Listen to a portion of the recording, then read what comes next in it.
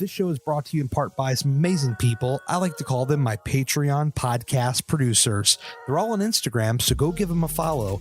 Daryl at Your Level Fitness, Amy at Gym of the Gym, that's GEM of the GYM, Caitlin at Caitlin Elise. Make sure you put a Y in her name. That's 3 Ys because she's 3 times as awesome. Crystal at Reduced Fat Mama. I always love that name. Very clever. And Emily at M is the Biggest Loser. That's EM is the Biggest Loser. But guess what? She's a winner, as is all of these fine folks. And if you want to have your name read right here alongside of them, stay tuned to the end of the show for more details. Are you Team Apple? I got to shout out all of you checking out this show right now on an iPhone, iPad, etc. In fact, nearly 70% of you are listening to me on one of these devices. It would mean the world to me if you took a moment to leave a review. This is one of the best things that you can do for this podcast to help get the word out. And while you're at it, leave reviews for some of your other favorite shows. I bet they would really dig it. Oh, yeah!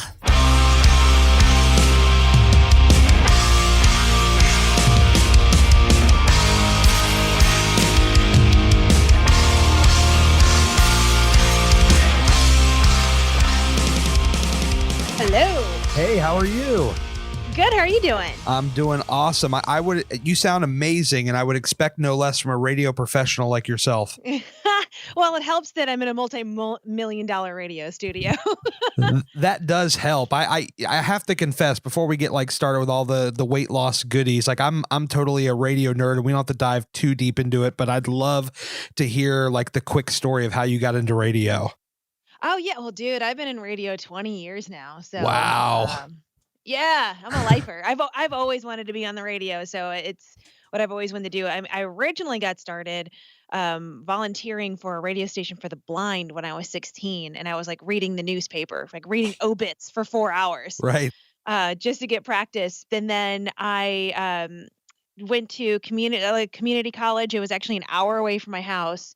So I had to commute 2 hours every day to go to community college just because it was the only school that had a broadcasting program. Uh-huh. So I got into my college radio station there. And then from there, my second semester, through a project I did, I ended up getting hired at a radio station in St. Louis because I grew up in a small town outside of St. Louis. Yeah. And I was never on the air, but I just I would board op remotes, and I just did everything. I would do anything they'd let me to. I just dubbed in commercials. I was all over I was board opping their techno show on the alternative station at 2 a.m. on Saturdays.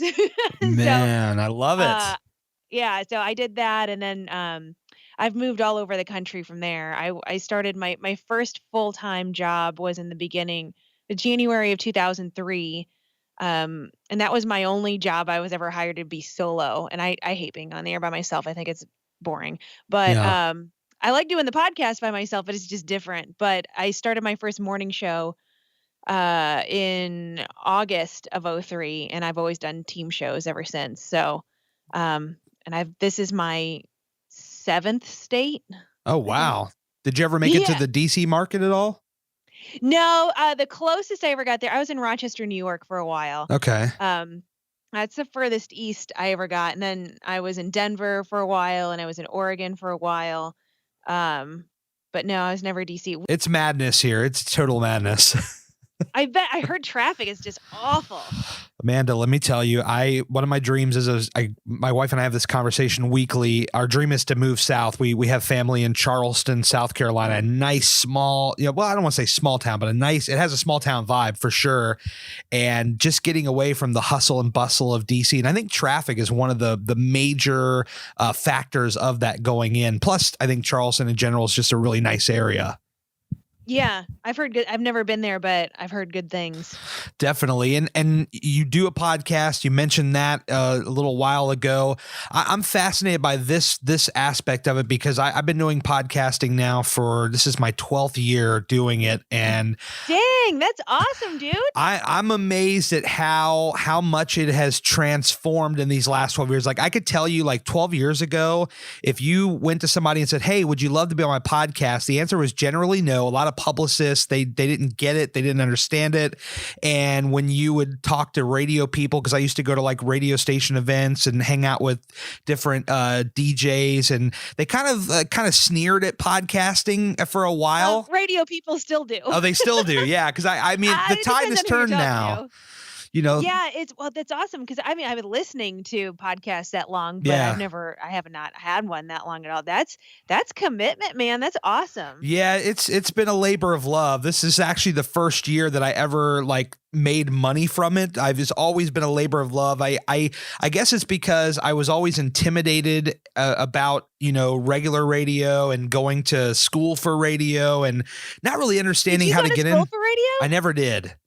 Oh, okay. I was very intimidated. You don't need to.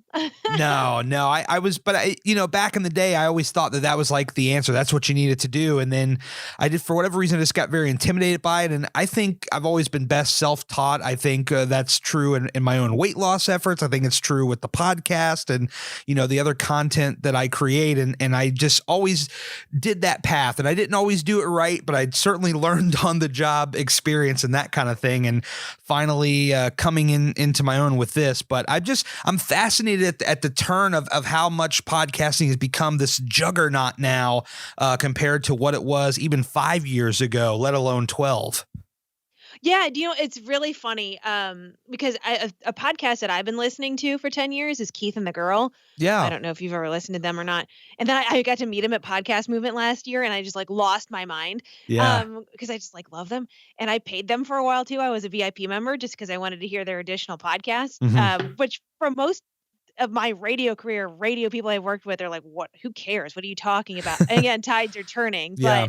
But it had to be almost 10 years ago. I was in some radio discussion with somebody that like is a radio consultant. Mm-hmm. And I made up the point of like, hey, radio is going to have to evolve, and there's podcasting, and why aren't like we awake to this? And this is, the future. I mean, this was like 2012, or actually before that, maybe like 2010, 2011. Yeah. And he's like, you're just a bitter radio person, and you don't know what you're talking about. And just like was such a beehole.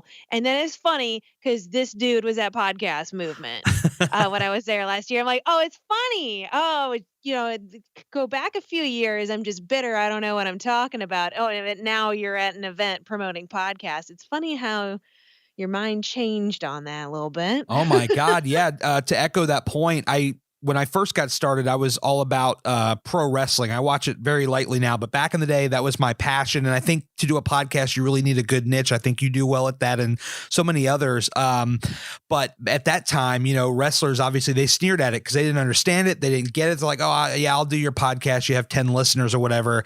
Fast forward probably 3 or 4 years after that, now they're all doing them. Every last one of them, pretty much, as far as the ones that can kind of do their own thing, they're all doing podcasts now.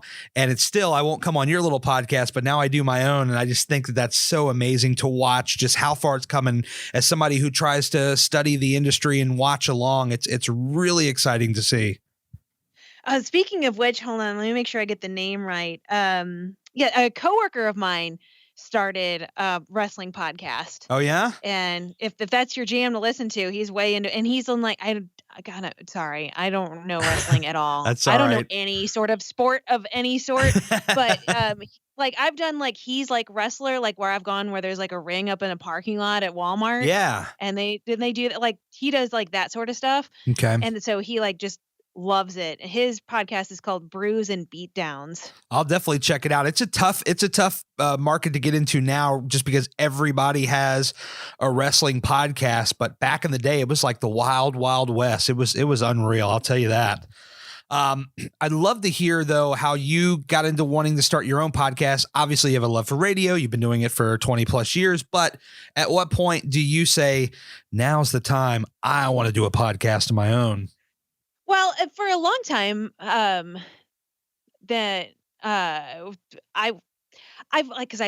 loved podcasts for a long time, but I didn't really think like I had anything to talk about or do, and like it'd be cool to do something like uncensored because I have a total filth trucker mouth, but I'm not allowed to do that with my job. I figured that when you said beehole a little bit earlier. And by the way, you can say what you want here. It's totally okay.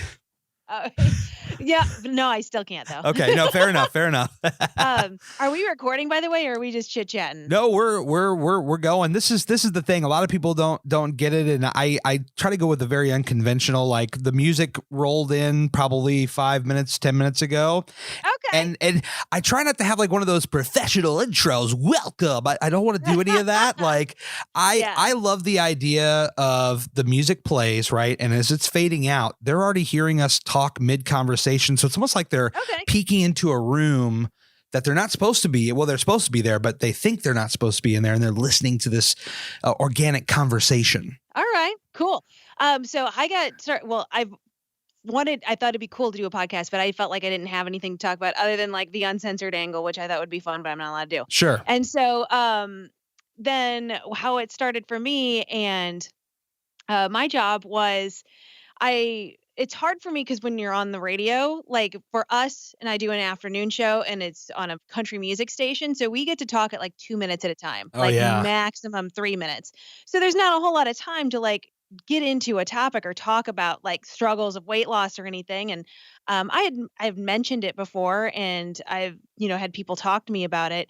And I was in a meeting and this was the beginning of 2017, I think. Mhm. And my boss is like, "Why don't you start a blog so you can have a place to talk about this stuff?" And I'm like, "Can I do that?" And she's like, "Yeah, go for it." So I started a blog and I thought that went really well. And then we got a podcast for our radio show, which is basically things that happen on the radio that we just put into a podcast. Yeah. And then when that happened, I was like, "Hey, am I allowed to have my own podcast?" And they're like, "If you want to do the work, go for it." And I'm like, "Okay." And Don't so tempt me with a good that time. right? And so then I felt like, I'm like, I have something to say because this is my life and I'm so passionate about it and I Yeah. could talk about it forever. And so I'm like, okay, well, I'll start a podcast. And I launched of January of 2018. And my original intentions was I was doing a Facebook Live video every Monday night from my kitchen of me and some friends making healthy snacks Right. and talking about weight loss and using the audio from that. And then outside of that, I was going to do 2 original podcasts a week. Mhm. And then it just became like its own animal. And that turned into doing 5 episodes a week just because I'm Wow. like, I'm meeting so many interesting people and there's so many inspirational stories. And I feel like, every day it has its own victories and struggles. So, Yeah. like we have like just live your life together, of like, let's all like, we're all in this together. It's hard. Like Definitely. it's not, if anybody tells you it's easy, they're trying to sell you something. Oh yeah. And so that's how did that just kind of happen or it's I just my company has is a part in a podcasting company, so podcasting is a thing for us in radio. Yeah. So that's why it was just like, well, can I do my own thing? And so now I'm the resident health nut at the radio station here in Cincinnati. Yeah. But and then especially now that I do 5 podcast episodes a week and there's like constantly guests coming in here, but I do that stuff on my free time. Yeah. So there's like radio time and time that I'm working for my radio show. But so I come in really early and I stay late and I have guests come in and but I mean I love it. I love it so much. I just feel like I got a lot to say and I feel like it's helpful and I wish that something like this would have been around while I was going through my weight loss journey, which I'm still in my weight loss journey, but Yeah. whenever I was shifting into a healthier lifestyle, it would have been nice to be like, oh my God, there's somebody that gets this and that I can feel this connection to without having to like go to a Weight Watchers meeting and have to raise my hand in front of a bunch of strangers and feel awkward how I feel. There's nothing more amazing than looking right into a microphone and talking into it, and that is your way of doing exactly that, raising your hand and talking only. You just talk to a microphone, and I find so much comfort in it. It's very therapeutic to share my thoughts and then to talk to others, and that's why I think podcasts like ours are really standing out, because anybody can go and interview celebrities, and that's fun. I mean, I don't want to downplay that in any way, but I think the real stories are talking to the average folks like you, like me, like whoever, and hearing their story and sharing it with audiences. I think that's really super exciting. Yeah, because I mean, you can look at, be standing in the line at a grocery store and see the people's half their size issue, and you can see like their pictures, but you don't know what they did to get there, or how Yep. hard it was, or how long it took. Like you're just seeing this snapshot, and then you're like, well, how come I can't get there? And it Yeah. almost feels like paralyzing because you don't know them or their backstory. You can't ask them a question of like, how do you eat, or how do you exercise, Yeah. and how often do you have cheat meals, and how often do you fall off the wagon and eat 2 dozen chicken wings and cry on your kitchen floor, like to like tell me what you're going through. Yeah, and then you have this medium to share all of that. I mean, it's just it's such a great thing. And by the way, I want to circle back to this other thing too, because if I forget about it, it'll drive me nuts. That I also hear you say that you work for a country radio station. I do. I love country music. My God, Oh, yay. so when I see that you work for a country radio station, you're a podcaster, you're into '90s music and all this, I'm like, we're totally friends now. This is amazing. Besties. There's all these great connections here. I love country music. Do you ever have a chance to talk to any of these country stars about weight loss or anything like that? I mean, obviously a lot of them look like they're in amazing shape, but I don't know if you've ever spoken to any of them about it. You know what? Some fun stories. There are people that I have specifically asked to have on my podcast and have this discussion with, Yeah. and the record label is a hard no. Wow. That it's a lot of these people don't want to discuss that sort of stuff, and that's Sure. totally fine. The one person that I have had on my podcast that has talked to me about her healthy lifestyle is Carly Pierce. Ooh, that's a good And one. yeah, Carly is awesome. Well, she happens to be from the Cincinnati area too, which is super cool. And then Michael Ray is super hot. Yeah. And Totally. but they're like meal preppers, and like if you listen to the episode that I did with her, she talks about like them cooking their meals together and going trips to Whole Foods together, and how she's a runner, and they live a healthy lifestyle together. Yeah. And I mean, for so many of these artists, I can't even imagine the immense amount of pressure on them to look a certain way. Definitely. So I mean, as far as like a podcast goes, that's the only one I've done. The other one that I got to meet her and talk to her about it briefly, and this was super cool. Not to like brag here or anything, but I just thought this was really neat, and I think this Right. just speaks to how awesome she is as a person and as an artist. Is Carrie Underwood is that I asked of like, hey, when she comes to Cincinnati, this was a couple years ago. I know that she's got her own fitness brand and she's into working out. Like, I would love to Yeah. like do a workout together, because you never know if you don't ask. Exactly. And so that didn't work. That we couldn't work out together, which I didn't really expect. But I showed up to work and I got a giant box, and I was like, what the heck is this? And I opened it, and it's like $500 worth of her clothes and all of her stuff, and a handwritten note of like, Amanda, you're such an inspiration, and I'm so proud of you with your weight loss journey. You're doing so many great things. Keep it up. Right. Carrie Underwood. And I'm like, oh my God. That's amazing. That's amazing. Yeah. And then I got to, when she was here, I got to go backstage and meet her. And she's just like, oh, congratulations. So proud of you. And gave me a hug. And I was like, oh my God, that's, I'm just some random person. Like, that's cool. You don't have to do that. And like, I just, I think that, and I will say, working in country music radio, because I've worked in top 40 a lot too. Oh yeah. It's just a totally different world, because so many of the artists in country are like down to earth. Oh my cool, God. Genuinely like super awesome people, that it's like, I don't think that if it's an act, then they're really like people like Garth Brooks is like the nicest human I think I've ever met. No kidding. Of like, oh my gosh. Yeah. Like I got to do, God, I don't want to turn this into like star stories. No, but like, it's fine. He did a concert here in Cincinnati, and we took listeners backstage to meet him. Right. And it was him and Trisha.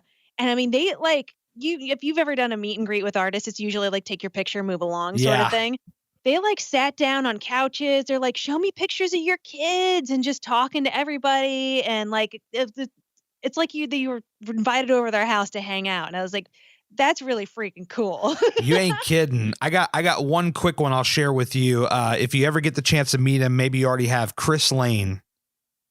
I have not met Chris Lane. Okay. This guy, one of the realest dudes I have ever met. I don't know him from anybody else. At the time that I met him, I saw him on the Dustin Lynch tour about 3 years ago.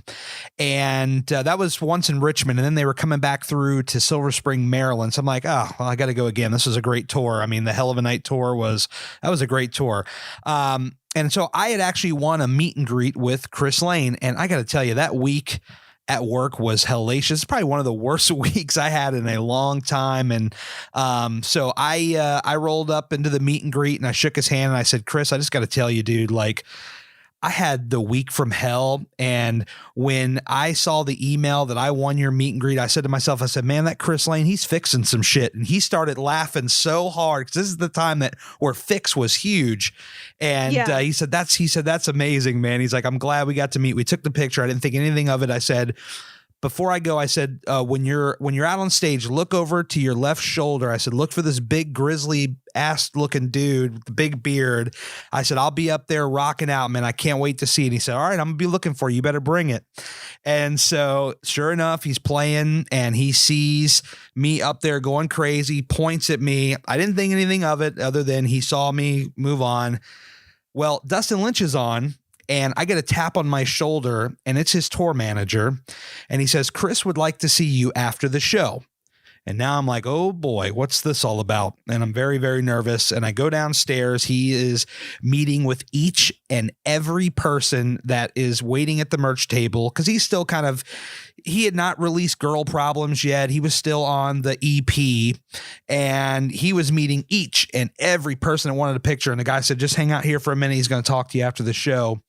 And sure enough, he said, all right, let's go on back. Now we're backstage and we're just hanging out. And he said to me, dude, I just, remember you saying you had a rough week and I'd love to just, hang out with you for a little bit. And it wasn't just me, there was a whole cast of characters on the bus from all the bands and a couple of other people that maybe he either already knew or just some other fans. And we were on the bus for probably 2 hours dancing and hanging out. And it was one of the things that I will never forget. And I was like, I don't care how big this guy gets or how big people think he is. And he's a big star and whatever. I said, that's one of the realest guys because he didn't know me. He didn't have to do any of that. And he did. And I'll never forget him for it. Yeah. See, it's just even from like a marketing standpoint for them, I mean, why not be kind? It's not going to like hurt you at all. It's just you're going to give somebody a moment that they're never going to forget ever. Definitely. Of what's the point in being a diva and thinking you're too cool for the room? All you're going to do is tick people off. Yeah. I mean, nicest guy that could be. So if you ever get a chance to meet Chris, go for it. Cause he's a good dude for sure. He has tall hair. He does. He has some of the best hair in the game. Although I saw him and Morgan Wallen going back and forth on Instagram about a month or so ago because Morgan's growing out his mullet, and they were trying to have a competition for a while, I think. I did get to pet Morgan Wallen's mullet last summer. Did you? I was very excited about that. It was a very epic mullet. I'm a fan. I definitely.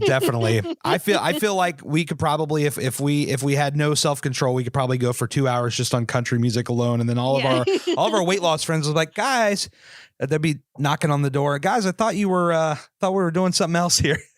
Yeah, why are we talking about radio so much? I know. On a podcast. people understand that for me by now. They know that I can tend to be all over the place. But let's bring it in. Let's bring it in here and tell me a little bit about your background.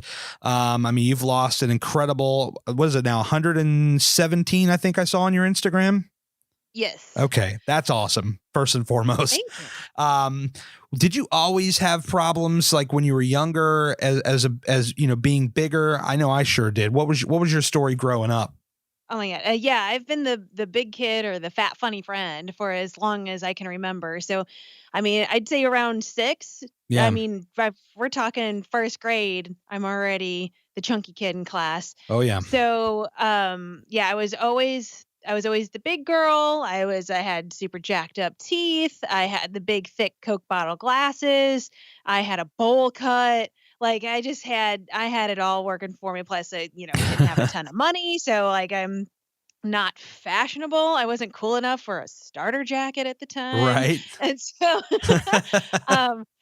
yeah, I mean, it was just, I was always always the big girl. And I was also extremely shy and introverted. Oh yeah. So, like painfully so. And so I yeah, I hid behind food, and I definitely am an emotional eater and a binge eater. And I mean, I knew nothing about any sort of food or nutrition until I did my first like really hardcore diet in Yeah. my early 20s.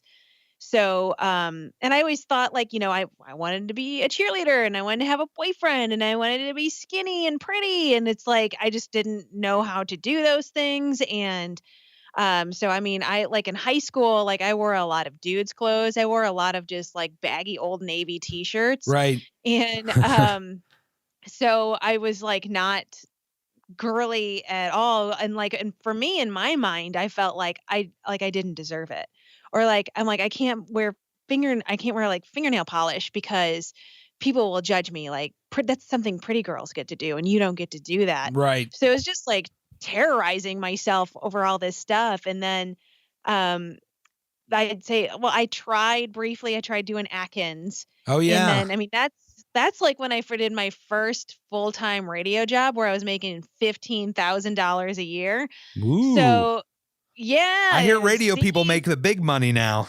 Right? Lighting the world up. Nothing but ramen and bologna. Oh yeah. And so, yeah, I just cut out the ramen and just stuck to the bologna. And then that didn't really do anything too much for me. And the first official diet I went on was LA Weight Loss, which doesn't exist anymore. And it was like a center that you went into, and they had shakes and their supplements. And I did like weekly weigh-ins, and I felt like the need that I had to do such a good job that I mean I was super strict. Yeah. And but it was like a diet to the point where it's not realistic. Like it was literally like have 3 wheat thins and 6 Yeah. grapes. So heavy Um, handed. yeah, it was just I and I've told this story before too, but it's like the snack that I looked forward to this. Like this was like my jam Right. was one breadstick and a teaspoon of I can't believe it's not butter. Oh my goodness. Yeah, which is the saddest thing, and it was the thing I was most excited about out of the entire day because the rest of the day was so sad. And so, I mean, I lost 60 pounds in 6 months, but it was just well, obviously anybody would when you're just, like, eating like a bird. Oh yeah. No kidding. You probably felt So terrible too, right? well, I felt awesome because I was losing Well, weight. yeah, but Like, I mean, it was yeah. yeah, I mean, compared to how I felt before, and I mean, this was hard too because this was also in my early 20s. Like I started that probably maybe I was either 22 or 23, Mm-hmm. and I was still like partying my face off. So it was I was going from drinking all the time and then eating like crap to just very strict. So it was just that it felt awesome, but then I moved for a another radio job, Yep. and so I could no longer go there, and I couldn't get the bars and all this other stuff that they had. And I just like didn't learn anything from it. So I just slid back into old habits, and here comes all that weight back again. Yeah. And that, I mean, that's, oh, it's the worst to like lose weight and then gain it back and then have to lose it again. Oh my God. And then I did South Beach. Well, I did Weight Watchers a couple times. Mhm. And for me, and I know people that have had so much amazing success on Weight Watchers, but I gained weight both times I did Weight Watchers. And I went to the meetings thinking I was going to have like this awesome community and I was going to make friends and we were going to be in it together. And it was like not the scenario at all. Yeah. Which again, this was also, what year was this? This was probably 2006, 2007. So I mean, it's Right. obviously Weight Watchers is a totally different world now. But I did that. Then I did South Beach before my wedding, and I lost 40 pounds.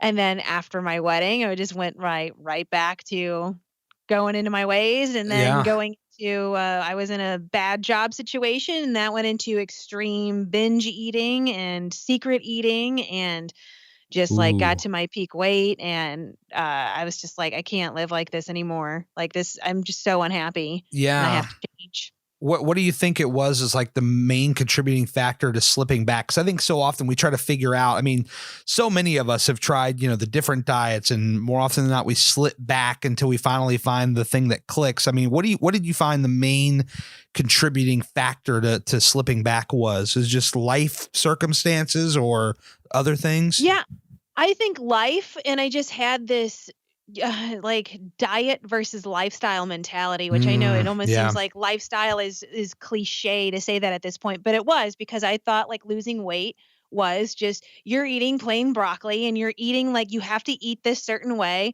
and that's what you do to lose weight. And it wasn't like I was finding things that I was finding enjoyment in. Like I wasn't enjoying the process. I wasn't trying to find things that I actually like and Right. would stick to. It's like, no, I'm doing this to lose weight. And then I can't wait for me to lose weight and for this to be over. Yeah. And then that's what would just trigger me back, where it would get to the point either where I was sick of doing it, where I like legit power ate a bunch of chicken wings and cried on my kitchen floor because, depriving myself of stuff like that.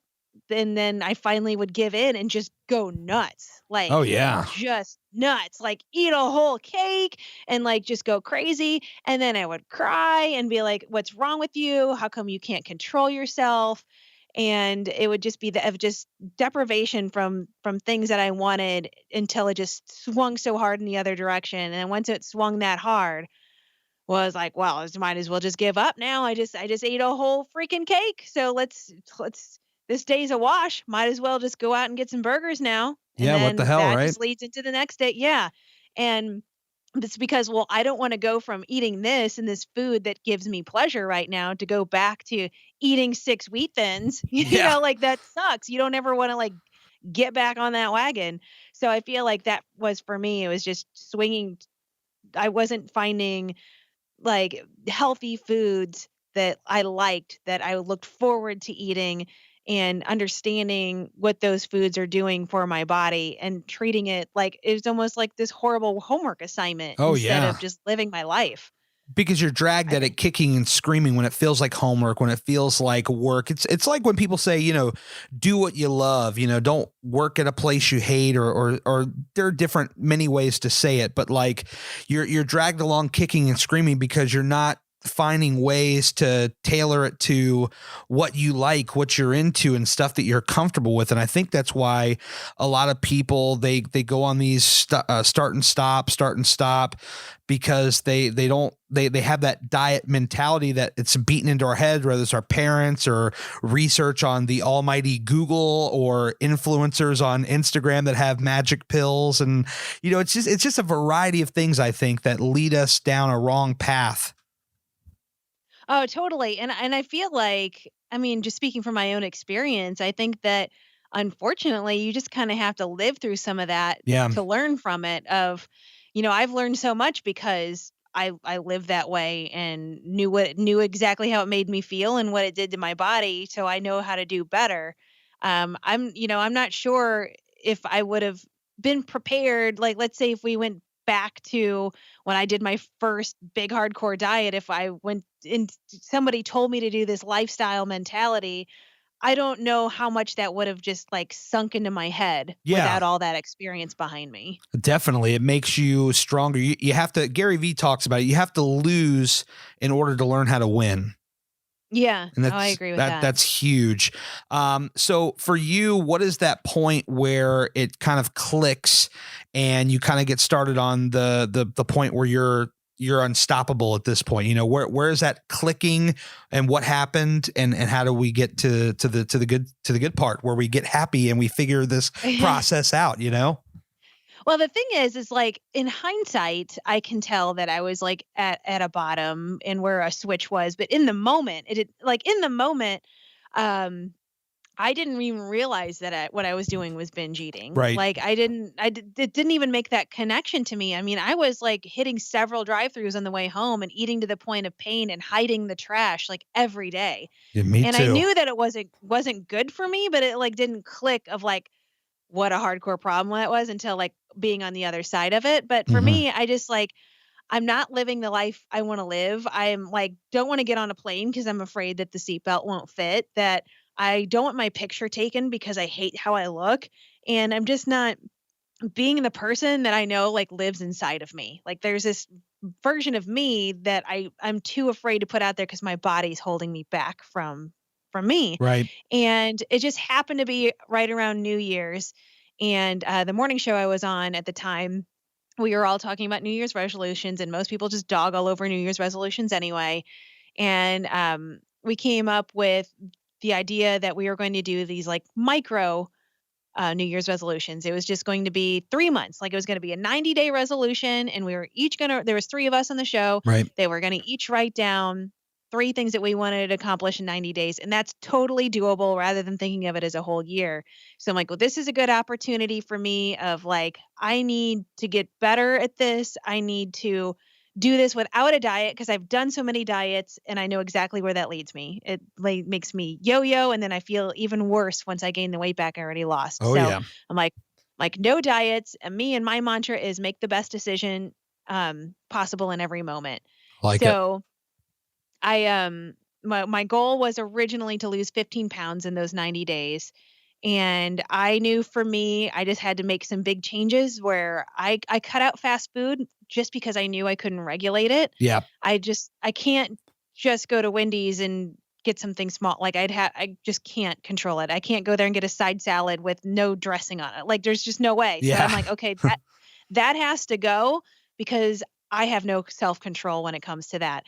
Same thing with soda and energy drinks because I had such a massive Red Bull problem too that I'm like, this is giving me no value. Right. There's no value in me crushing Dr. Peppers and drinking Red Bull all day. That is literally giving my body nothing.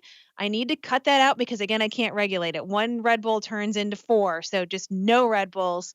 So those are the drastic decisions I made at first, just because I knew that those had to be all or nothing for me personally. Yep. And then other than that, like I didn't calorie count, I didn't macro count. I was just trying to do better. I was trying to drink more water. I was trying to cram as many veggies into my face as possible. I ate a ton of stir fry.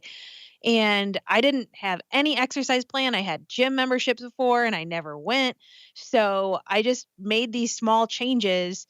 And once I started seeing results from that, and I was like, oh my gosh, I'm doing this and I'm doing it without somebody telling me how to do it. Like Oh, I'm yeah, just kind that's of big. figuring it out. Yeah. And then that's the motivator is like, oh my God, I'm doing this. And by the end of those 90 days, I was down 20 pounds. Wow. And I was like, I crushed my goal. I had no real intentions of doing that, of like, that it just happened. And I was like, I'm feeling awesome. I'm just going to keep this train rolling and keep this small goal thing happening. And as I lost weight, I started walking a lot and I just really love putting on headphones, listening to a podcast. I Yeah. listened to a ton of Keith and the Girl. And so that's why I was a VIP member. I just paid for like I turned into I wasn't even walking a mile to I was walking like up to 10 miles a day. Just to have the Just excuse to because listen. yeah, I would just want to like listen to my podcast. I wanted to just, I mean, at the time I lived in Colorado, so it's easy to walk. Oh, yeah. So I was just walking and, just eating like the more that I was, and finding things I liked, enjoying it, I was just eating cleaner and cleaner and doing better. And it just kind of started snowballing from there. And then I listened to a Couch to 5K podcast, which is the Chubby Jones podcast. And so I listened to that and she's awesome too. So I've stayed in touch with her like on Instagram of like, oh my God, you helped change my life. And which is big for me too, to do a podcast of like, I know listening to those podcasts had a huge role in my, personal changes. Definitely. Of like just listening to a podcast can like literally change somebody's life. Like I never would have run a 5K if I didn't listen to her awesome podcast where she's like, yeah, girl, smack yourself in the ass. You're doing it. And I'm like, yeah. It's just very fun. And so then from there, I mean, I started this in New Year's of 2012.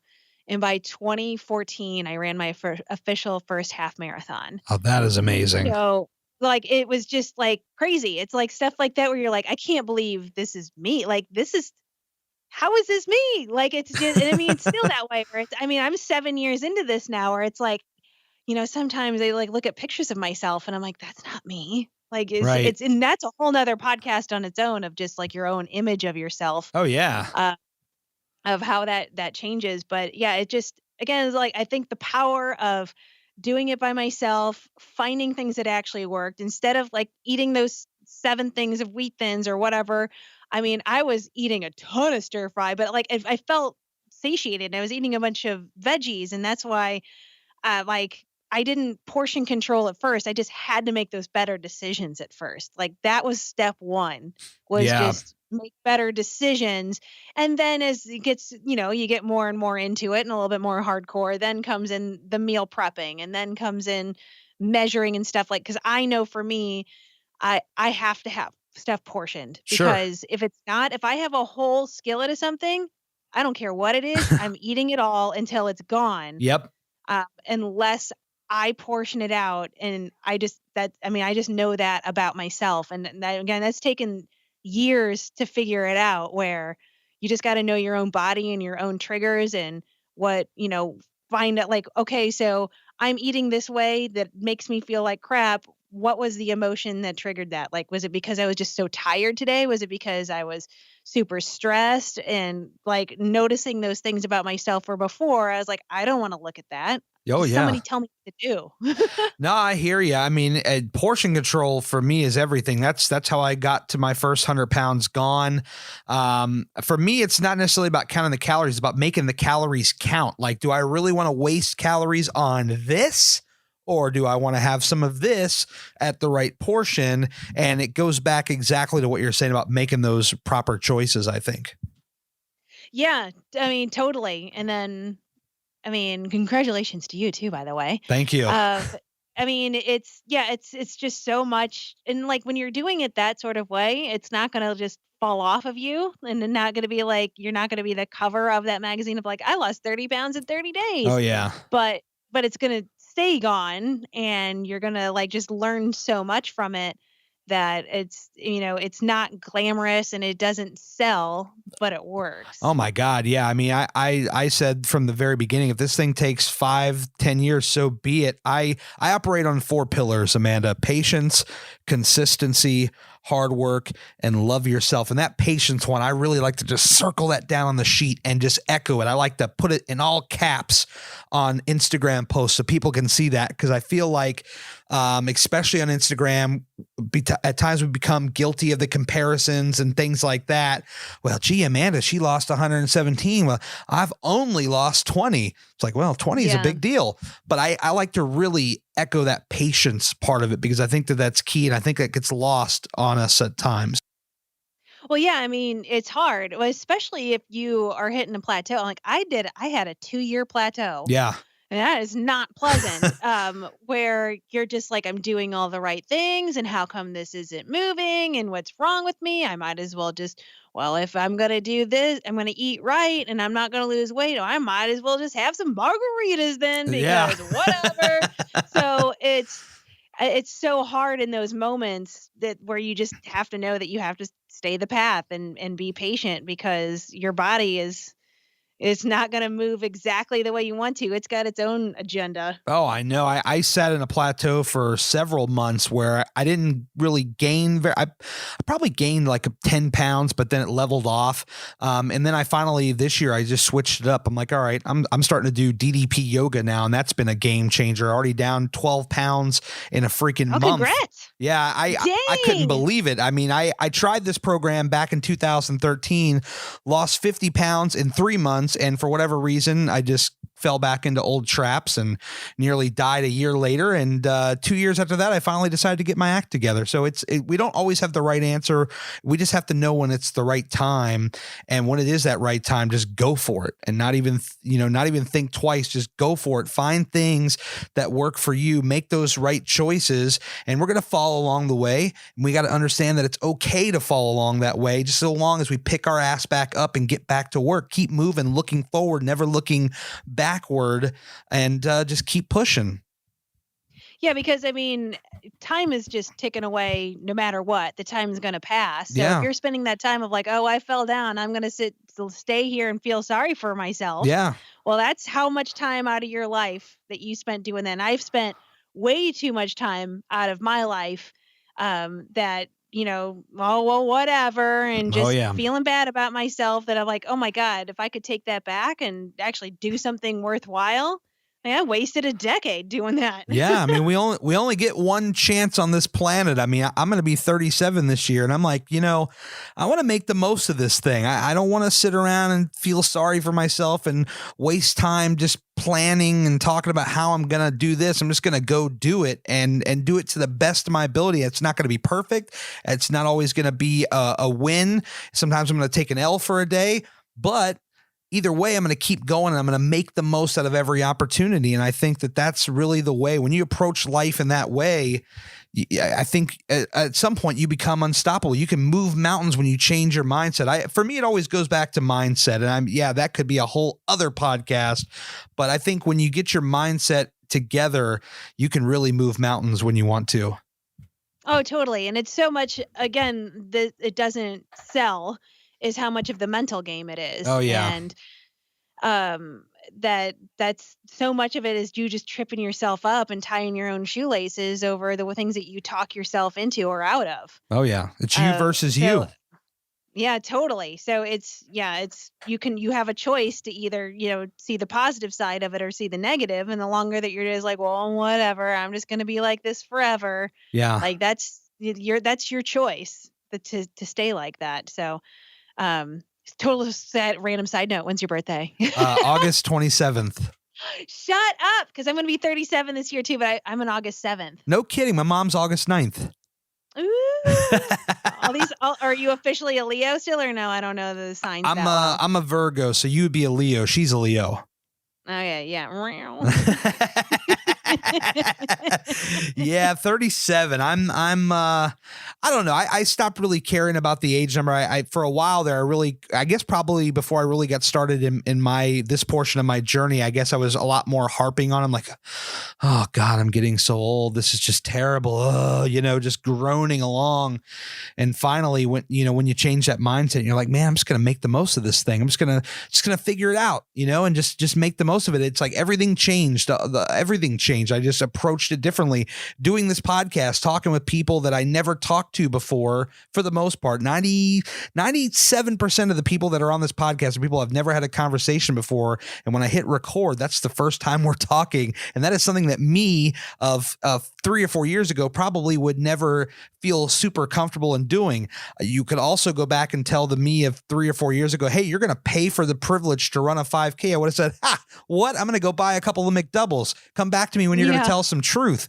But life changes. Things get wild. You just got to make the most of every situation. Totally. Again, like the time is going to pass anyway. We get one life. And I know and for me, like I want to be like that old fit lady of like, dang, she's 70. She looks like she's 50. Right. Like I would just want to be able to move my body. I want to be able to like feel good. And like that to me is so much better than, I feel like I spent my whole 20s being like, I wish I was hot and skinny. Like, I wish I was more bangable. Like, who cares? So it's like, that's the wrong why to do it. Like, and that's why it never worked for me. I had like the wrong intentions. My intentions were just shallow. No, and they're all hung in aesthetics instead of like, hey, maybe I should like want to grow old and like feel good about it. Yeah, I mean, 15 years ago, I was playing in emo pop punk bands, and everyone around me was like super skinny, wearing medium, sometimes even small T-shirts, and I'm the guy in the extra large T-shirt. I'm like the guy that sticks out like a sore thumb, and I wanted to lose weight, but just like you said, for the wrong reason, because I want to be that good-looking guy, and I want to talk to all the ladies and all that stuff. Although I used to joke with them, I used to say, a six-pack is not nearly as exciting as a keg. And I thought that worked well for me for a couple of years, just for the record. Yeah. Well, you're like, this is a gas tank for a love machine. You see, you get it. So yeah, I thought that worked well in a scene where it was just a bunch of smaller people. But I don't know. One of the other things I wanted to talk to you about here tonight, and I want to thank you so much for your time. You've been so gracious with it. The Instagram community, it's what brought us together. It's what brings so many people together, this weight loss community. I'd love to hear about when you decided, because it is a big choice when you talk about, I'm going to share my journey with the people and sharing these pictures, these raw, honest pictures of what I used to look like, what I look like now. When did you make that decision? How did you decide you wanted to do that? And yeah, talk about that a little bit. Yeah, well, I mean, it's funny how that changed for me because I mean, I have a well, I mean, the You Can Pound This Instagram is my personal is my personal Instagram now, but I had my other Instagram account that I've had forever, which has an inappropriate name, but um, that it's funny because I wanted to start that just because that's when I was starting to write my blog Yeah. for the radio station, and I have an Instagram for my radio show that I started. And then I had my personal Instagram, but it never made sense as a place to, and I follow all these like health and fitness people. Yeah. And I'm like, no, like that didn't really make sense for me. And so I was like, well, you know what? And again, it's weird because I have such a weird job where I had to ask for, and the page is mine, but I still was like, hey, can I start my own Instagram? Right. And like, if you want to do the work, go for it. I'm like, okay.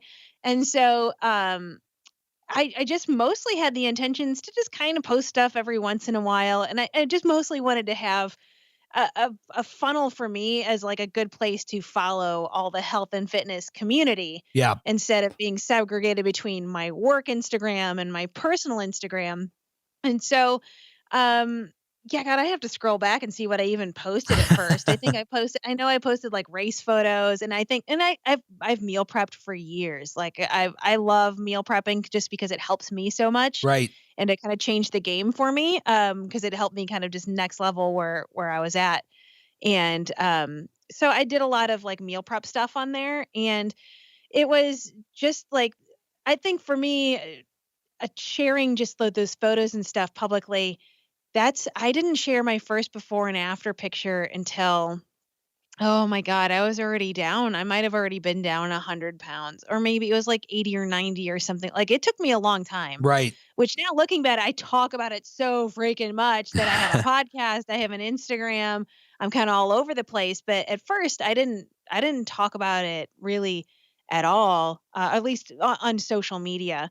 And, then I posted just for my personal Facebook page. This is when I still lived in Oregon of like, oh, hey, because I bought this dress at Goodwill Right.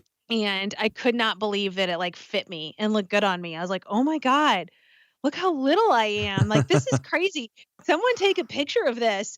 And so I made my first like before and after picture and I put that up on Facebook and slowly but surely from there, just because I think a lot of it came from me where it's easier for me to talk about it is just because knowing that it helps so many other people, Yeah. um, that I like, oh my God, well, yeah, I want to do that all day. And where people are like, oh my God, tell me how you did this and tell me what's going on. And, what were your struggles? And then it felt like more and more comfortable for me to share that, Right. especially, oh my God, sharing the first picture, I have like a midriff showing sort of thing Yeah. like that. But I was like, I'm more comfortable with that now, but like for almost in my entire life, like I wouldn't even wear tank tops because I didn't want anybody to see my arms. Sure. So to like think I got to a place in my life where I'm like publicly on Instagram, like, hey guys, look at my stomach. Um, definitely was. And I started doing that in the first one I did. I'm like, it scares me to do it. I kind of feel like I want to throw up. That means I should. Yeah. Which is kind of how I live my life is if I feel really scared to do it, that means I'm supposed to do it.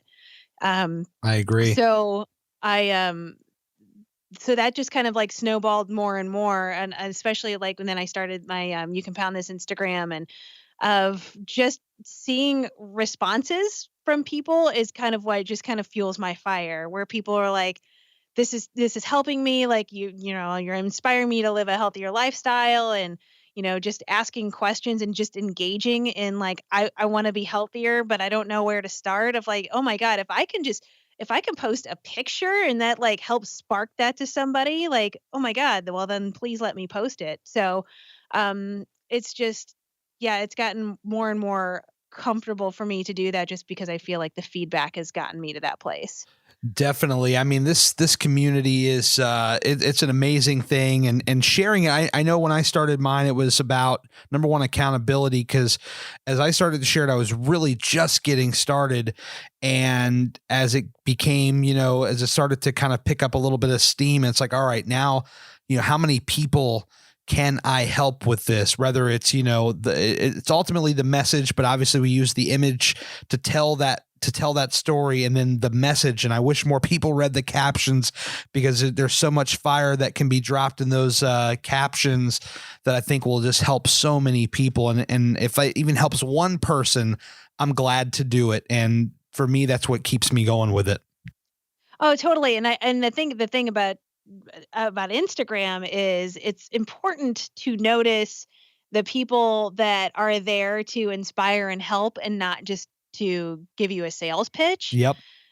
So and I think that's or people that you follow them and they make you feel bad instead of feel good. So I Yeah. feel like it's a dangerous trap where you can find so much great community and people are so supportive and have awesome things to say.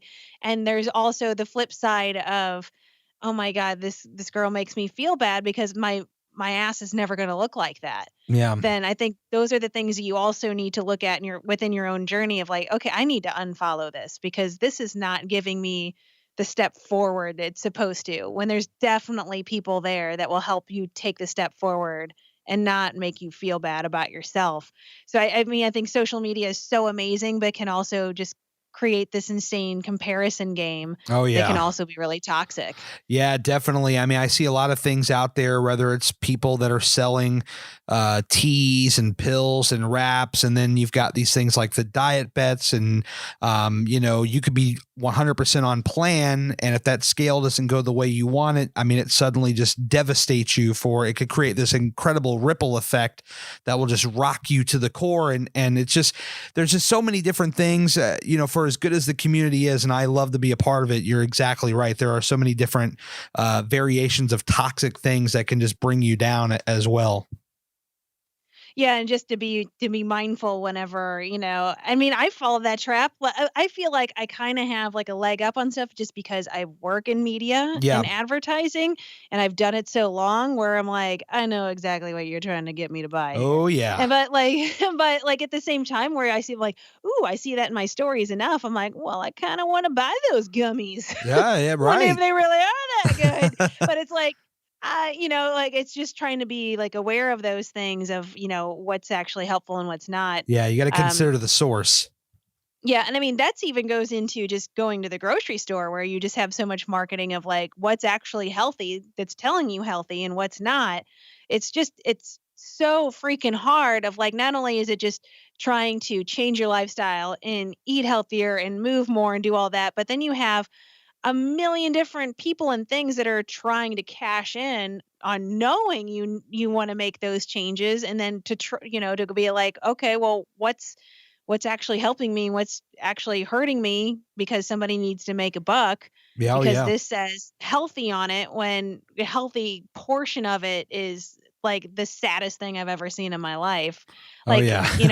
it's just it's so impossible, which I think that, podcasts and stuff like this or really great informative Instagram accounts are so important because I mean, it's a tough world to navigate even if you think that you're a quote unquote expert in that field, like there's no way that you can be immune to all of it. No, definitely not. I agree. I mean, it's very, very tough, and you just got to watch out, for who's got, what motives. I think that, sometimes I've seen people that are like, slide in the DMs, dude, you're doing such an amazing job. I'm just so impressed. And you think it's just a compliment, which I always, will take a compliment here and there, but it's like, then they're like, well, you could really take it to the next level with this detox tea or, these Oh, really? wraps. Oh yeah. They'll come in there and they'll make you, sometimes they'll type in paragraphs. They'll start telling you about themselves and you think you're having a conversation and then boom, they hit you with the pitch. And Huh, I've yeah. not really gotten that. Oh, you're Well, do you know lucky. what's it's interesting too. that I see, so many people get like all of their like free snacks and stuff like that, Oh yeah. which yeah, I'm not knocking that at all, but like everybody's just like, hey, thanks for whatever sending me thing. I'm like, nobody's sending me snacks. Like nobody ever asks to send me snacks. I'm like, why am I being left out in the cold here? I have no snacks. I guess if you tag the brand enough in a post, it'll stick. I'm still waiting for DDP to call me back with a check for the amount of times that I've plugged DDP Yoga. Ha ha ha. But no, it actually works. I only believe in promoting things that I think actually work or have real benefit. You'll never find me hawking some tea or pills or any of that kind of other mess. Oh, yeah. I mean, same here, totally, that I would never want to represent. And I mean, that goes into radio world too. I mean, because I endorse things on the radio station Sure. of, there's times where I could have made money, but I turned it down because I'm like, that's not me. That's not something I would ever use. That's not, I don't want to misrepresent myself or lead somebody in the wrong direction towards something. And I mean, that actually just came up. Because getting like sponsorships and stuff for my podcast. Yeah. And we had an opportunity, I guess maybe a month or two ago, and it was from a company that I'm just like, that's just not me. It was just like, shakes and stuff like Oh, that. yeah, And yeah. that's so not anything that I'm for, or I'm like, if they actually listen to my podcast, they would know that like, they don't want to be involved with it because I kind of like crap on them. But Oh it's yeah. like, of like, that'd be cool. I could be like, hey, my podcast is making money.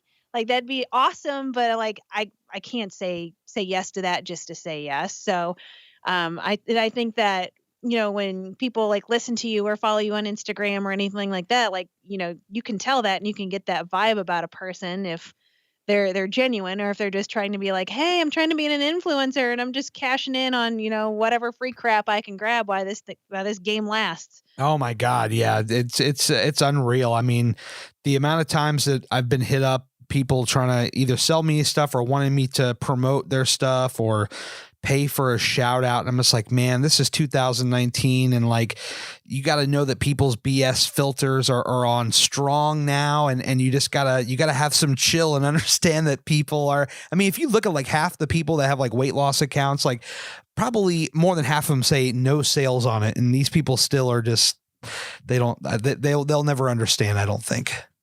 Yeah. It's an interesting world. Like again, like if you could even just go back 5 years ago, I Yeah. would have like no idea what this. I mean, I was on Instagram 5 years ago, but it Yeah. wasn't like this sort of world. It was just like, hey, take a picture of your food. The end. I was chugging beers on Instagram 5 years ago. Yeah. You scroll yeah, back no, far enough. Yeah, I mean, like trying to think on what was I doing? God, 5 years ago. I'm like, what year is this? No, I was definitely, I was hiking up mountains, and 5 years ago, I was Right. like living in Oregon. So, it was probably just a lot of outdoors shots Yeah. on Instagram of like, here's me and my coffee, and I'm hiking again. That's pretty much what I mean, if I could go back and look into my personal Instagram account, that I'm sure it was nothing outside of that or Yeah. A lot of pictures of too my exciting. dogs. I know that. I've got a lot of Oh, that. yeah. But Yeah, same. you talk about looking back. Let's look ahead. I mean, if you look, 3-5 years out, what are some of your goals that you're working on now? What do you hope? Where do you hope to be? What do you hope to be doing in the next 3 to 5 years as it pertains to your journey, your career? What do you see for yourself in the future?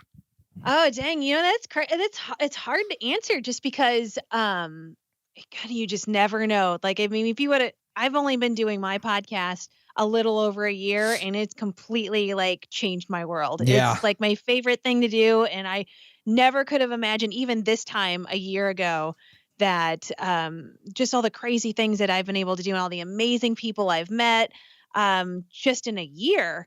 So, yeah, that's hard to say as far as career-wise. I hope that I'm still doing my podcast. I mean, I love podcasting and I love radio, so I'm hoping that I'm still doing all that. Definitely. Who And knows where hopefully just radio will be in 10 years? I mean, I feel oh, it'll I be mean, yeah. around, but Yeah, that's a really interesting conversation of just even from me being in it so long, being how it was when I first got started. I mean, when I first got started there, Napster was Oh around. yeah. It wasn't like, we weren't worried about social media. And I remember I fought getting a MySpace page. I'm like, this is so stupid. Yeah. Of that, but the reason I got a MySpace page because I applied for a radio job, and in the description they're like, if you don't have a MySpace page, don't bother Oh applying. And I my was like, oh God. God, I guess I gotta get one.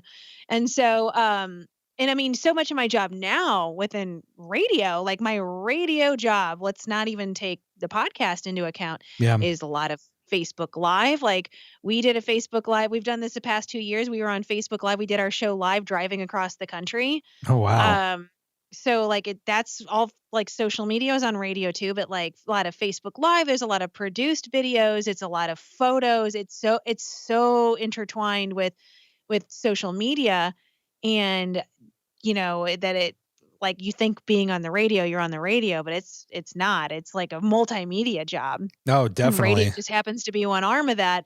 And so yeah, it's interesting to kind of see how radio is evolving with that. Just I mean, especially like, I have Apple CarPlay in my car Yeah. and Same pop it here. on and radio's not the first option. So yeah, that's I mean, it's an interesting animal, but it's a discussion. And I feel like no matter what, with podcast or radio or just anything, TV, anything, that content is king. So if you've got something to say and you've got good content and people are interested in it, doesn't matter what platform you're on. If you've got something that is useful to someone or that entertain somebody, they're going to come find you no matter where you're at. Amen. So yeah.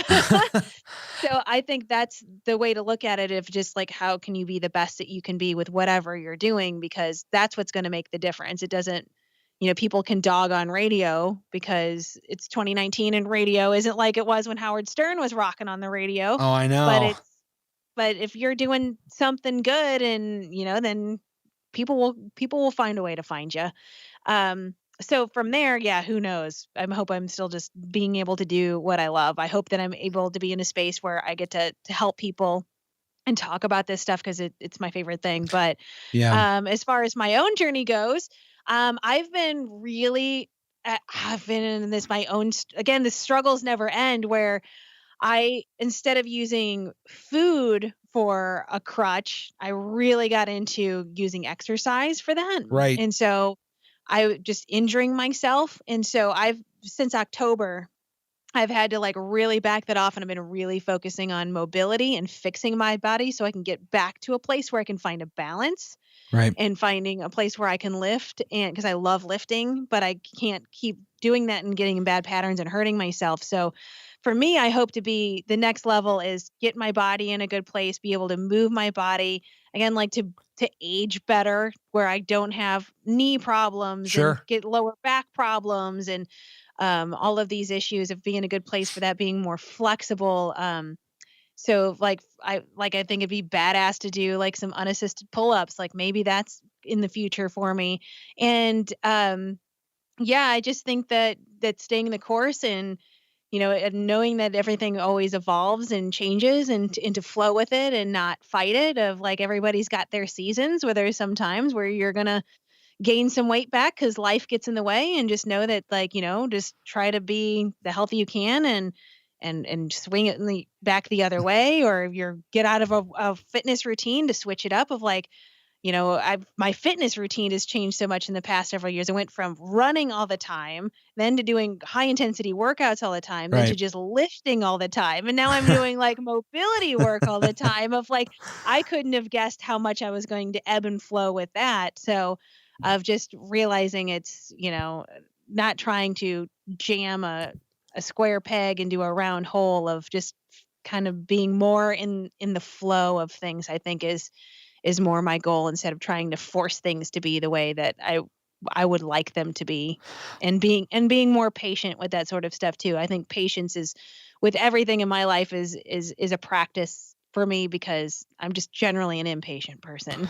Yeah, we always got to figure that out. I actually, one of my T-shirts that I put out was, it has the 4 pillars on it, but that patience. So that I looked to that so many times. I even had a shirt at one point where it said overstocked on patience because I changed radically in the way I thought, where I was like, okay, I used to be very impatient and now I learned to be much more patient. But I mean, hey, we live in a world where Amazon can deliver something to you in 2 hours. So I guess why shouldn't we be impatient, right? Yeah, I mean, yeah, we're in such an on-demand world where that's where, it's frustrating of like, hey, I want to lose this weight right now because I get everything else I want exactly right now. I can hop on Spotify and hear exactly what song I want to hear right now. So it's um such an on-demand world that it's I get like impatient where I sent them an email 15 minutes ago. How come I haven't heard back yet? Like, whoa, chill. I'll tell you what I want to come right now is this Flying Pig marathon this weekend. I think I'm really excited about it. A bunch of us on Instagram are getting together. We're going to meet up at the packet pickup on Friday afternoon and try to get a big thing together. Am I going to run into you this weekend? I hope I can at least say hello. Yeah, well, definitely. Well, not that I'm on the air at that time on Friday, so Okay. I can't do that. But definitely, I think that I'm working a booth that Saturday again, and Arash might too, because I think that's part of the gig of being an ambassador. So I'll definitely be around Saturday, and then I'm walking the half marathon, so I'll definitely be around on Sunday. Okay, yeah, I think we fly. Unfortunately, we fly out Sunday, but definitely I'll look to find you at your booth on Saturday for sure. Would love to say hello. Yeah, what race are you doing? I am doing the 10K. So last year I did 2 5Ks, and I figured this year it's double or nothing. We're going for the 10K. Nice. Have you ever been to Cincinnati? Never. Oh, you gonna eat some chili while you're here? I would love to have some chili while I'm there. And now, first things first, priorities. The wife said I got to take her to the zoo, so we're landing around 10 a.m. on Friday. Yeah. We're gonna do the zoo. Are you a Fiona fan? She is. Oh. Yeah, I don't know a lot about it. She's a huge animal freak. I mean, she works in the veterinary world, so that is totally her jam. But I mean, I like to go and see them, obviously. But yeah, so we're gonna go and check that out on Friday morning into the afternoon. Awesome. Yeah, well, definitely Saturday would be the day. Yeah, she's gonna love the zoo. The Cincinnati Zoo is awesome, and yeah, Fiona's my thick boo thing. I love Fiona. Well, I can't wait to meet her. And speaking of the Flying Pig, I hear that you are not only are you ambassador, but if people want to use a certain code that you have, they can save a few bucks on this here race. Tell us all about that. Yes, that would be code Amanda10, and that saves 10% off of any race. I mean, just Flying Pig weekend is the Little King's Miles on Friday night. Cause the past 2 years I did the 3-way with extra cheese, which is a little intense. Right. It was a little rough on the knees, but so it's Little King's Mile Friday night. And then it's the 10K followed directly by the 5K on Saturday. And then there's the Flying Fur on Saturday afternoon, which is where you can run with your dog. Wow. And then there's the half and the full on Sunday. So like no matter what race you do, I think the code works for everything except the kids run. Okay. And I think that's on Saturday afternoon as well. But yeah, and the Flying Fur I haven't done yet because my dog's too much of a spaz, but I've heard that it's really cool. Yeah, if I feel like I didn't even know about that portion. If I did, maybe I would have brought my dog because I know he loves to run. He's got so much energy. Yeah, Flying Pig weekend, super cool. I mean, it's awesome to see that like a race like that can just take over a whole city and Right. everybody's into it. Like it's just a really cool experience. So you're telling me that when I get to Cincinnati, though, I have to check out some chili. Is that like the thing to do in town? Oh my God. Arash didn't tell you about Cincinnati chili? He did not. Yes, Skyline is the big place. Okay. I mean, there's lots of different chili places. If you're in Cincinnati, I'm sorry, I didn't mean to just give Skyline credit and not Gold Star. But so Cincinnati style chili is it's its own thing. Right. There's like you can get beans in it, but it's kind of like a meat sauce and it has like cinnamon and nutmeg in it. Oh wow. That sounds good. And so you have if you're going to get a traditional 3-way, then you will get it's a pile of spaghetti with the chili on top and then a giant mound of cheese on top of that. Wow. This is incredible. Can It is May just not come here healthy. already? Yeah. Yeah, but that's the thing is to get either like a 3-way or you can get a 4-way or a 5-way if you want beans and onions and stuff on it. And then conies, so then you get, chili cheese dog with the giant pile of cheese on it. And yeah, Skyline in Cincinnati chili is, I guarantee you, if you talk to anybody from Cincinnati or the moment you arrive, they're like, have you had any chili yet? Well, this conversation just took quite the turn now. I'm just like, wow. And I just had some dinner about an hour ago, and now I'm like, oh boy, this sounds amazing. So that is May 3rd through the 5th. That is Flying Pig weekend, and I'm looking forward to getting out there and checking it out. And what can I say? We have been on the line here for over an hour. You've dropped so much fire. I feel like we're good pals now. I'm glad that you came on, and I appreciate your time so much. Thank you so much. But before you go, please tell everybody where they can find you, what you got going on. Tell them everything that you want them to know and where to go. Oh, well, my podcast is called Pound This, which sounds like porn, but it's not. So if you go to like iTunes, Spotify, wherever you listen to podcasts, just search Pound This. It's the big pink logo and you'll see that. And of course, subscribe. Yeah, of course. And do that right now, in fact. And on Instagram, I'm You Can Pound This, which sounds even more like porn, but it's not. Right on. Where did that name come from? I'm sorry, I have to know. Where did that come from? Do you know what's funny is because when I started my blog, it was called Wait a Minute, like weigh yourself. And that's what I started off with, and then that's what the podcast started. So if you go back and listen to like my first couple months, I'd say it's the Wait a Minute podcast. And there was a couple reasons we changed it. One was people were spelling it wrong because they were spelling it like wait. And so there was confusion there. And 2, because at the time I was contacted by Women's Health and they were going to do a story on me. And I was like, oh my God, this is so freaking cool. That is amazing. And I was telling everybody at the radio station about it. My boss is like, okay, so if you get to promote your podcast, like that's a national stage and we can't ever like have any ownership of that name. There's a book of that name. Right. Like we shouldn't like let you have something because we never like it all just kind of like happened. It never started off as a game plan of, like most people when they start a podcast, they like see if the URL is available and, if they make sure there's not another podcast of that name and all this. I didn't do any of that. So there was like no like game plan. And so they're like, well, okay, we should probably have a game plan. If like people like Women's Health are wanting to talk to you, like let's reevaluate everything. Right. And kind of like and start from there. And so we were really brainstorming a lot about a name that we thought would work and that would be fitting of me. And like everything we came up with was already taken. It was already a podcast or it was a URL. And I was like, I don't know. And so I was talking to one of my coworkers who's on our sister station, 97.3 The Wolf. And I saw him in the kitchen. I'm like, hey, what's a like weight loss thing I could do that's a name that could have my podcast? And I was telling him some of the ideas we're throwing around. I'm like, I just can't think of anything. And we stood there for a minute and he's like, how about Pound This? And I was like, dude, I like that. Yeah. And he's like, that sounds like Amanda to you. Like, yeah, I'm gonna pound this. And so I brought it back to like our digital department and my boss. And we were like, oh my God, I cannot believe that like this doesn't exist. Like it wasn't a URL, it wasn't porn. Right. Which we were shocked.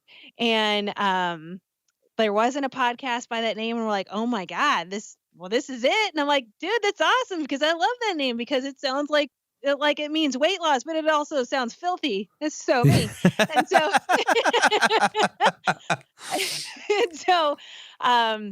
that's how that happened. I think it might have been exactly a year ago. It might have been like March of last year. I have to go back and look. I'm really bad at keeping like track of stuff. I'm pretty scattered. And so, yeah, so I've like, it just, that's what we kind of went with. And I like it. I think it's a fun name. And yeah, I mean, normally people are like, you know what that sounds like, right? Like, oh, I know. Well, imagine going and telling your wife, hey, I got an interview tonight. Oh yeah. What's her Instagram handle? You Can Pound This. Excuse me. She's totally cool about it now, obviously, but I was like, yeah, you can see how that might come off interesting. So, Oh my God. It's awesome because I have so many inappropriate names for like every device I own. sure. And like my other Instagram, which I don't even really want to say because I don't want to make people go follow me there because I don't really post there anymore. Fair But like enough. I had our IT department come talk to me. They're like, you need to change the name of your laptop because it's showing up on the network and people are complaining. And I was Oh, like, boy. oh man. Yeah, I am. Like, I'm sorry, I'll amazed. change it. No, I'm amazed that that's not taken though. Like I know when I registered, I went and trademarked "Hard Work Always Wins," and I was surprised that no one had that. I was like, you got to be kidding me! That's not taken. I mean, you have "Hard Work Pays Off," "Hard Work Wins" or whatever, but "Hard Work Always Wins." Like that's, you would think that would be just taken. It wasn't taken. Well, see, it was meant for you. We both got very lucky in that regard, that we had very catchy names and that they weren't taken. So you're right. It's meant to be. Yeah, I totally believe in that. I'm a believer of things happen for a reason. Absolutely. And we were brought here to drop some fire on a podcast, and you've done just that. Amanda, I cannot thank you enough. I know you're a busy gal. I want to thank you so much for taking the time, stopping by the podcast, hanging out. Make sure you guys go to Instagram at You Can Pound This. Check her out. Follow her amazing journey and you've got so many helpful tips between the food prepping and all your podcasts. I mean, you're really doing some amazing things and helping a lot of people. Oh, thank you. Ditto. Thank you. I really appreciate it. And then you got to come on my podcast sometime too. I would love to. We'll have to get that set up. Awesome. Thank you so much for doing the podcast. Again, I really, really appreciate it. Yeah, thanks for having me. Remember at the beginning of the show, I mentioned a little thing called Patreon? Well, I'd love to have you join me. But Gary, what is Patreon? It's a website that is helping small creators like me raise funds to further expand their creative visions. For as low as $1 a month, you can help me further my dream of reaching as many people as possible and eventually taking the show on the road to meet all these fine people face to face and add a video element to this podcast. If you were to donate $4 a month, you'd be hearing the show a few days earlier with no commercials and getting access to my close friends group on Instagram. Donate $10 a month and you get all that plus your name right at the beginning of the show alongside other producers. But act fast. That tier is limited to 10 people. I've got a whole lot more to offer, and you can get all the details over at patreon.com/Gary Cantrell. If you made it this far, I really appreciate you. Thanks so much for checking out the show, and I'll talk to you again really soon. HardWorkAlwaysWins.com. It's more than just a clothing line. It's my mantra. I speak it, I wear it, I live it, and I'd love to have you join the Hard Work Squad. We're constantly adding new items to the store, including our brand new Future-ish hats, which come in a variety of colors, including camo. I mean, who doesn't like camo? We also just put our famous Splash logo in gold to match our OG logo, and there's so much more here. You just got to check it out. Here's the best part. Use the code PODCAST at checkout to take 10% off of your very first order and join the Hard Work Squad today.